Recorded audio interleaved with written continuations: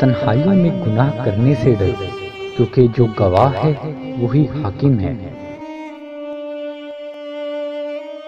عقل سے زیادہ مفید کوئی مال نہیں، اور خود پسندی سے زیادہ وحشت خیز کوئی تنہائی نہیں۔ قرآن میں تمہارے اگلوں کی خبریں، پچھلوں کی باتیں، اور تمہارے درمیانی احکام سب ہے۔ علم سے بہتر کوئی عزت نہیں، اور مشورے سے بہتر کوئی اقدام بھروسے کے قابل نہیں۔ انسان کی قابلیت زبان کے نیچے پوشیدہ ہے۔ مشرق و مغرب کا فاصلہ سورج کے ایک دن کی مسافت کے برابر ہے۔ عقل مند ہمیشہ غور و فکر میں مبتلا رہتا ہے۔ دوستی ایک خود پیدا کردہ رشتہ ہے۔ معافی ایک نہایت اچھا انتقام ہے۔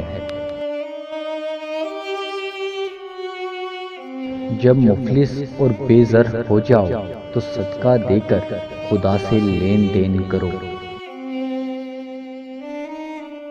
خندہ روئی سے پیش آنا سب سے پہلی نیکی ہے۔ غریب وہ ہے جس کا کوئی دوست نہ ہو۔ مصیبت میں گھبرانا ایک کمال درجہ کی مصیبت ہے۔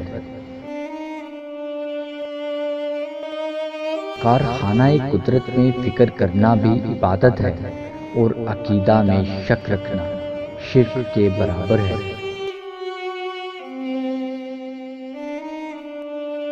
عقل دو قسم کی ہوتی ہے، طبعی اور سماعی۔ اگر طبعی عقل نہ ہو تو سماعی عقل بے فائدہ ہے، جیسے بصارت کے بغیر سورج کی روشنی بیکار ہے۔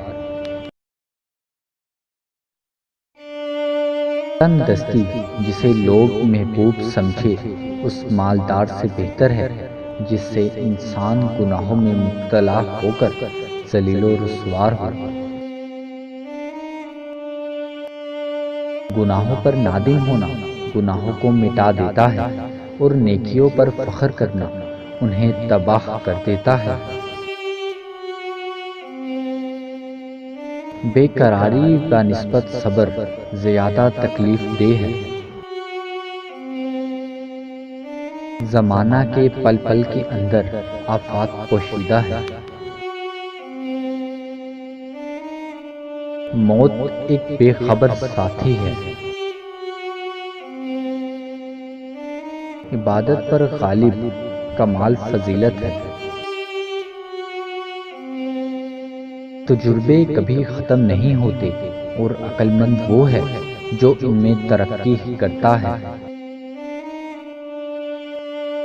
پوچھا گیا کہ عورت کی عقل کہاں ہوتی ہے؟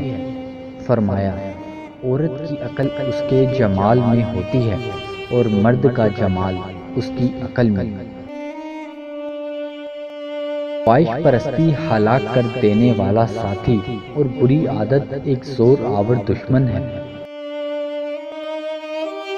جو شخص اپنی قدر آپ نہیں کرتا، کوئی بھی اس کی قدر نہیں کرتا۔